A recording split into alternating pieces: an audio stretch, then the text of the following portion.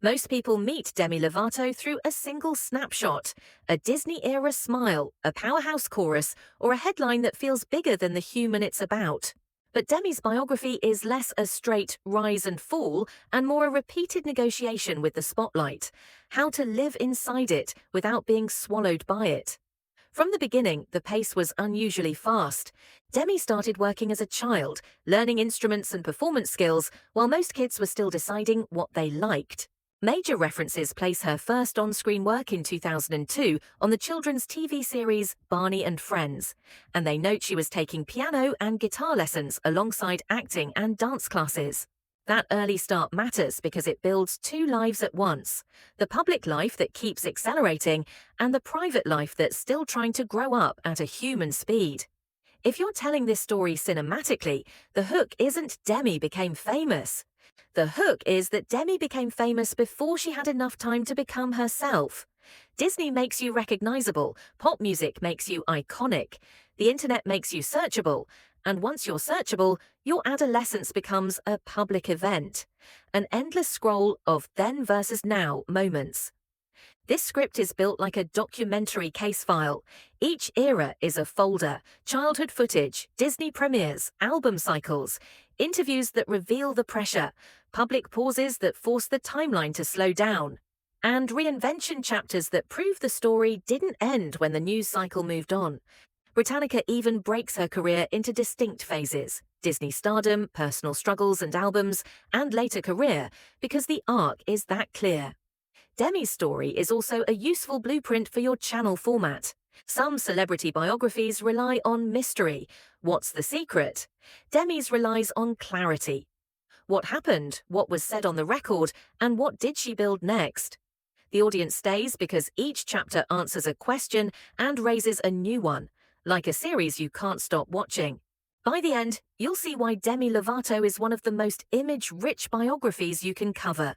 There are receipts for every era: childhood TV scenes, Disney promo tours, red carpets, studio sessions, award nights, documentaries, and the real-life moments that forced the world to stop treating her as a character. Demi Lovato was born on August 20, 1992 in Albuquerque, New Mexico, and raised in Dallas. Her early story isn't only talent, it's also family texture, messy, real, shaping. Britannica notes her mother, Deanna, now De La Garza, was a former Dallas Cowboys cheerleader, and her father, Patrick, was an engineer and musician. Her parents divorced when she was 2, her mother remarried, and Demi has siblings including an older sister, Dallas, and a younger maternal half-sister, actress Madison De La Garza. When you're crafting a compelling biography, these details are not gossip, they're grounding. They explain why Demi often talks about resilience, like it's not a slogan, but a survival skill. Britannica also notes that Demi described a strained relationship with her father. After his death from cancer in 2013, she spoke about his mental health struggles and started the Lovato Treatment Scholarship Program, supporting people coping with mental illness and addiction. That detail becomes a theme you can return to later. Her life is not only about being watched, it's also about what she builds when the cameras are off. Professionally, the work started early. In 2002, Demi joined Barney and Friends as Angela and stayed until 2004.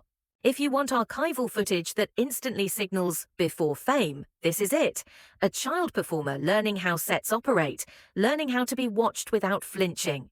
At the same time, she was building musical muscle, piano and guitar lessons that would later make her stage persona feel earned rather than manufactured. And here's the key emotional idea for this section.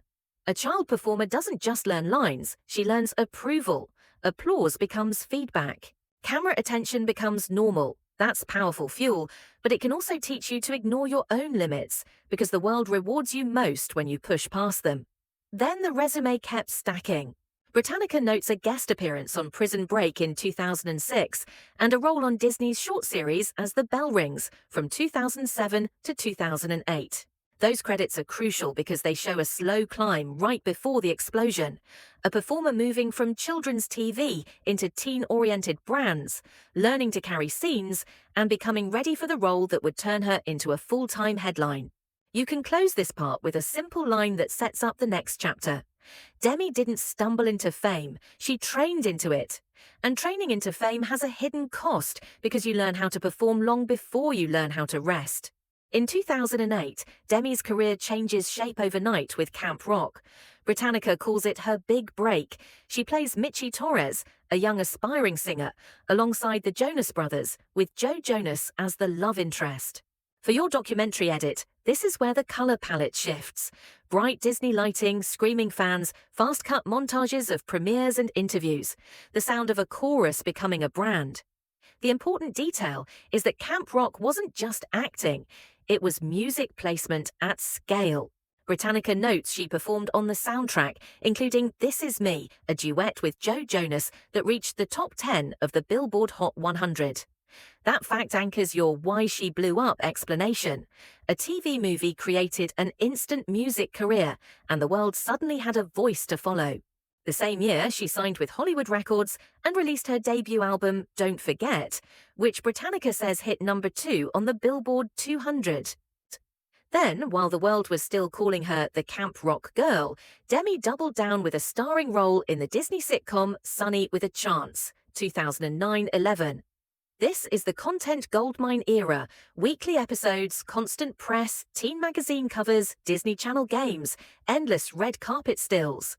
If your channel depends on easy, abundant visuals, this era practically edits itself. Sunny with a Chance followed Sunny Monroe, a teen who lands a role on a sketch comedy show, a fantasy version of teen fame.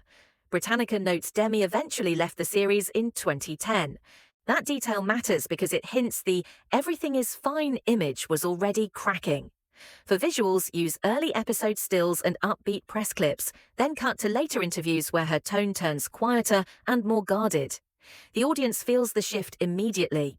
It's the first hint real life was heavier than the script. In 2009, she also starred with Selena Gomez in Princess Protection Program, which Britannica notes premiered to an audience of 8.5 million viewers. Add that to your script as a quick scale line. She wasn't just popular, she was appointment viewing for a whole generation. Music kept climbing too.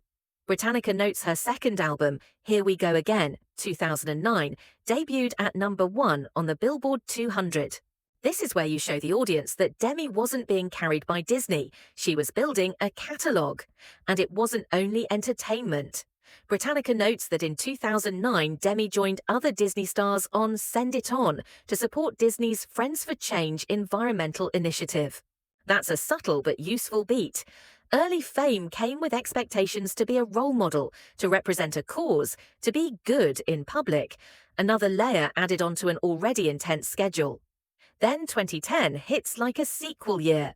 Camp Rock 2 premieres, and Britannica notes it drew about 8 million viewers, and its soundtrack ranked high on the Billboard 200. On paper, it looks like momentum, but momentum is not the same as stability, and the next chapter proves it. In late 2010, the timeline breaks its smooth line. Demi left the Jonas Brothers tour and entered treatment for what her camp described as emotional and physical issues, reported widely at the time. In a biography, this is the first public reset, the moment the audience realizes the Disney narrative has a shadow. Britannica later describes this period as seeking professional help for personal issues, including mental illness and bulimia, noting she was diagnosed with bipolar disorder, though she later said she felt misdiagnosed. You don't need to turn that into a medical lecture. You use it to underline a truth that keeps returning in Demi's story. Labels can be wrong, pressure can be invisible, and healing is not a PR strategy. What makes this part compelling is what comes after. Work. In 2011, she releases Unbroken, and Britannica highlights Skyscraper as a track about overcoming hardship. That's a powerful documentary beat. Set the song's message over footage of performances and interviews, and let the audience feel how art becomes survival language. Then come the public credibility years. Britannica notes that in 2012, she became a judge on The X Factor and returned again for the next season. In 2013, she releases the album Demi, featuring Heart Attack, which Britannica says became a top 10 Billboard Hot 100 single. These are the receipts of a career that keeps expanding even after a major interruption. Her acting life continues too. Britannica notes a guest role on Glee and a pop rock cover of Let It Go for Frozen's closing credits that reached the Billboard Hot 100. This is where your before versus now visuals become even stronger. Disney teen star to mainstream pop artist, moving across TV, film, and music without staying in one box. By 2015, she releases Confident, with Cool for the Summer going multi-platinum per Britannica, and she tours with Nick Jonas the following year. In 2016, she receives the GLAAD Vanguard Award for supporting LGBTQ rights. That moment is useful because it shows Demi's public identity widening beyond entertainment, an artist with a voice in culture, not just a voice in songs. And in 2017, she films the documentary Simply Complicated, which Britannica says looked at her career and struggles with mental illness, bulimia, and substance use disorder. In other words, before the next headline even arrives, Demi is already trying to tell the truth behind the image. This part ends where tension rises again. Success is back. The schedule is back. The pressure never fully leaves. And the next chapter makes that painfully clear. In 2017, Demi releases Tell Me You Love Me, which Britannica notes debuted high on the Billboard 200 and was certified platinum. And it identifies Sorry Not Sorry as her best-selling single in the United States. This is the peak confidence era in your montage. Sold-out shows, viral clips, the sound of a voice that feels unbreakable. Then 2018 opens with a detail that, in hindsight, reads like a warning flare. Britannica notes she released the single Sober, about a recurrence of substance use disorder after 6 years of sobriety. In a documentary script, that's where you slow your pacing. The audience hears the title, understands the message, and feels the dread of what might come next. On July 24, 2018, Demi was transported to a Los Angeles area hospital and reported to be in stable condition after a suspected overdose, according to major outlets including ABC News and People. You don't need graphic detail. You just need the date, the shock, and the human reality. A life doesn't care about chart positions.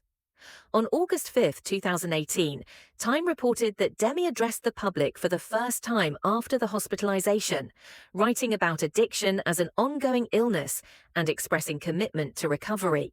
This is essential because it brings the story back to agency. The internet loves speculation. A biography should return to what's documented and what she chose to say about her own life. In 2021, the YouTube docuseries Demi Lovato, Dancing with the Devil premiered, with IMDb describing it as exploring the lead-up to the 2018 overdose and the aftermath. Vanity Fair's coverage notes Demi discussed severe health consequences in the series, including strokes and long-term impacts. Whether the audience agrees with every framing or not, the biography point is simple. Demi chose to put the details on the record in her voice. Britannica also notes she later appeared on The Ellen DeGeneres Show in 2020 to talk about the overdose and the forces around her recovery. That's a key after image, not a performance clip, but a conversation. Someone trying to translate pain into lessons the public can understand. And this is the emotional hinge of the biography. The world loves comeback as entertainment, but for the person living it, comeback is rehab, boundaries, time, and rebuilding trust inside your own body first, before the audience ever sees you again. After 2018, Demi's career becomes a study in control. She returns to the public in ways that combine art with explanation.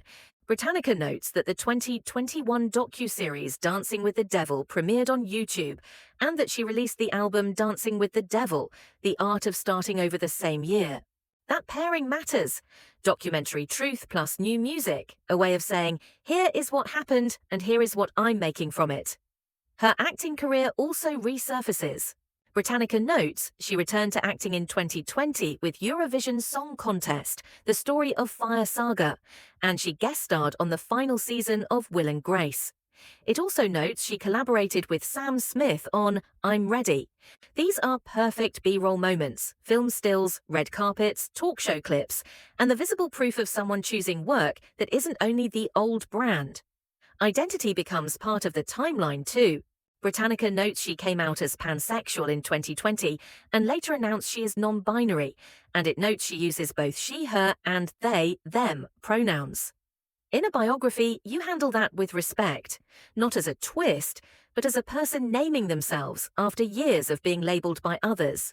Musically, the reinvention gets louder. She announced Holy F Back in 2022 and released it on August 19, 2022 via Island Records, leaning into a heavier rock sound than she had released before. In 2023, she followed with Revamped, a project of rock versions of earlier hits, 10 re-recorded tracks, reworked into rock-leaning production. The symbolism is almost too perfect, taking the past and re-singing it in a voice that has survived. Britannica also notes her 9th studio album, It's Not That Deep, was released in October 2025. And even nostalgia returns as a new kind of headline.